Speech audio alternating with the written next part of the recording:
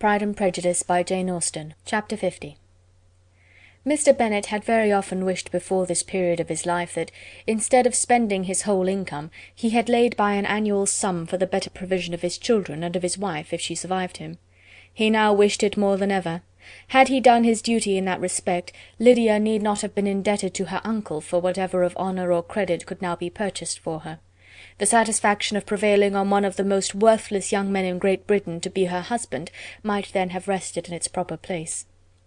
He was seriously concerned that a cause of so little advantage to anyone should be forwarded at the sole expense of his brother-in-law, and he was determined, if possible, to find out the extent of his assistance and to discharge the obligation as soon as he could. When first Mr. Bennet had married, economy was held to be perfectly useless, for of course they were to have a son. The son was to join in cutting off the entail as soon as he should be of age, and the widow and younger children would by that means be provided for. 5 daughters successively entered the world, but yet the son was to come. And Mrs. Bennet, for many years after Lydia's birth, had been certain that he would. This event had at last been despaired of, but it was then too late to be saving. Mrs. Bennet had no turn for economy, and her husband's love of independence had alone prevented their exceeding their income. £5,000 were settled by marriage articles on Mrs. Bennet and the children, but in what proportions it should be divided amongst the latter depended on the will of the parents. This was one point, with regard to Lydia at least, which was now to be settled, and Mr. Bennet could have no hesitation in acceding to the proposal before him. In terms of grateful acknowledgment for the kindness of his brother, though expressed most concisely, he then delivered on paper his perfect approbation of all that was done, and his willingness to fulfil the engagements that had been made for him. He had never before supposed that, could Wickham be prevailed on to marry his daughter, it would be done with so little inconvenience to himself as by the present arrangement.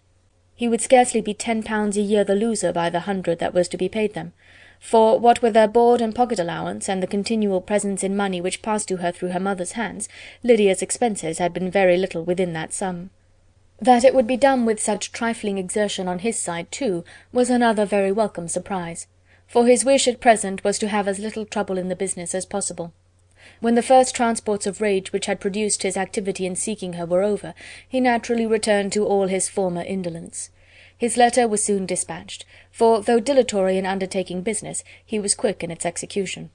He begged to know further particulars of what he was indebted to his brother, but was too angry with Lydia to send any message to her. The good news spread quickly through the house, and with proportionate speed through the neighbourhood. It was borne in the latter with decent philosophy. To be sure, it would have been more for the advantage of conversation had Miss Lydia Bennet come upon the town, or as the happiest alternative been secluded from the world in some distant farmhouse. But there was much to be talked of in marrying her, and the good-natured wishes for her well-doing which had proceeded before from all the spiteful old ladies in Meryton lost but a little of their spirit in this change of circumstances, because with such a husband her misery was considered certain.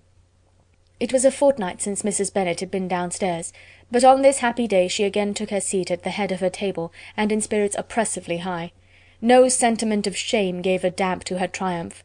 The marriage of a daughter, which had been the first object of her wishes since Jane was 16, was now on the point of accomplishment, and her thoughts and her words ran wholly on those attendants of elegant nuptials, fine muslins, new carriages, and servants.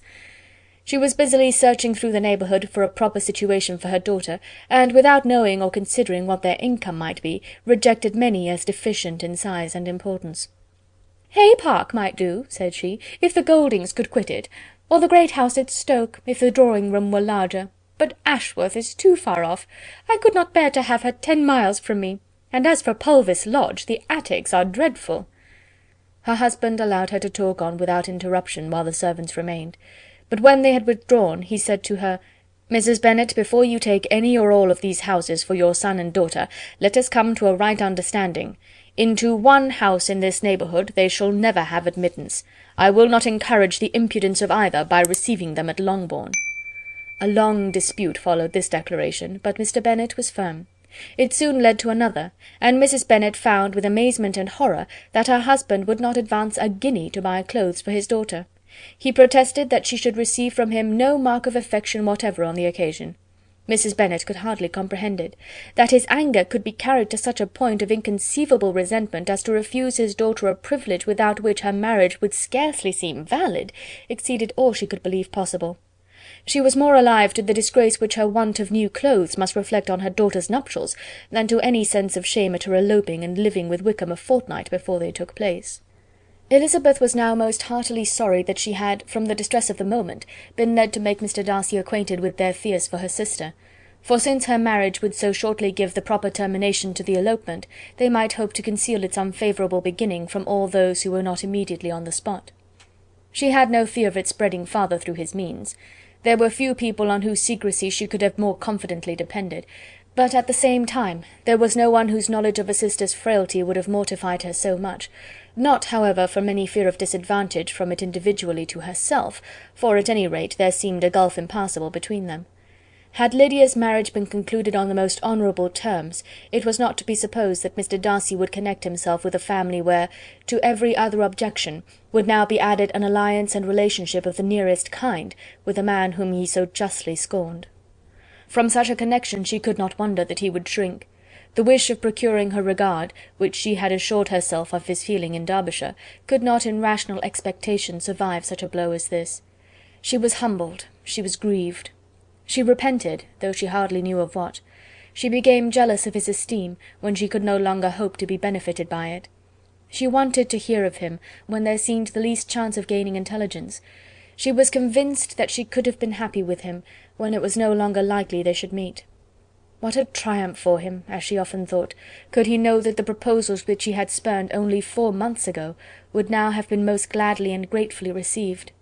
He was as generous, she doubted not, as the most generous of his sex, but while he was mortal there must be a triumph.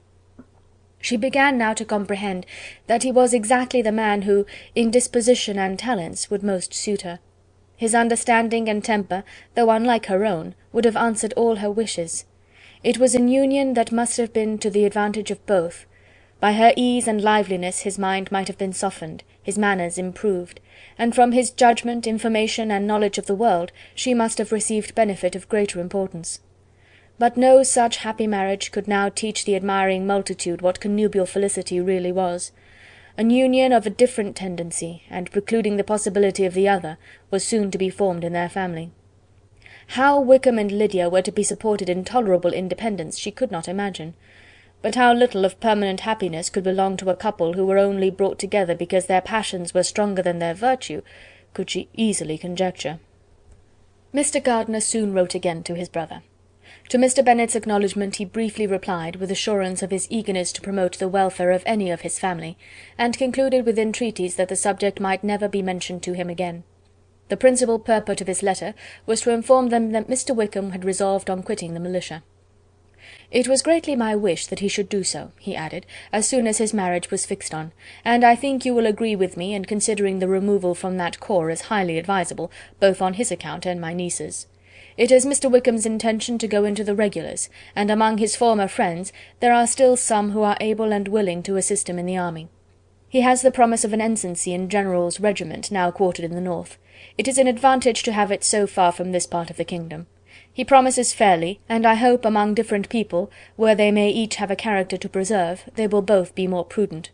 I have written to Colonel Forster to inform him of our present arrangements, and to request that he will satisfy the various creditors of Mr. Wickham in and near Brighton, with assurances of speedy payment, for which I have pledged myself. And will you give yourself the trouble of carrying similar assurances to his creditors in Meryton, of whom I shall subjoin a list according to his information? He has given in all his debts. I hope at least he has not deceived us.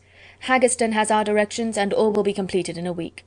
They will then join his regiment, unless they are first invited to Longbourn, and I understand from Mrs. Gardiner that my niece is very desirous of seeing you all before she leaves the south.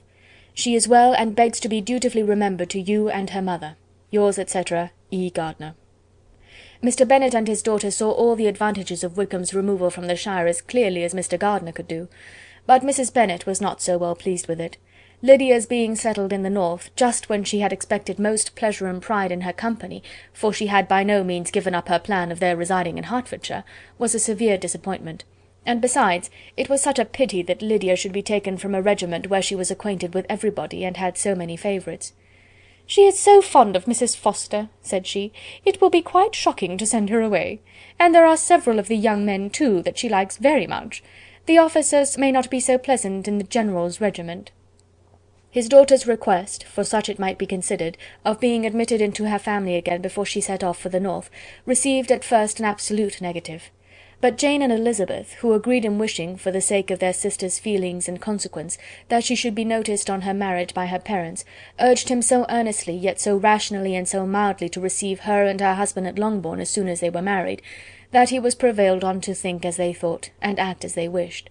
And their mother had the satisfaction of knowing that she would be able to show her married daughter in the neighbourhood before she was banished to the north. When Mr. Bennet wrote again to his brother, therefore, he sent his permission for them to come, and it was settled that as soon as the ceremony was over they should proceed to Longbourn. Elizabeth was surprised, however, that Wickham should consent to such a scheme, and had she consulted only her own inclination, any meeting with him would have been the last object of her wishes. Chapter 50.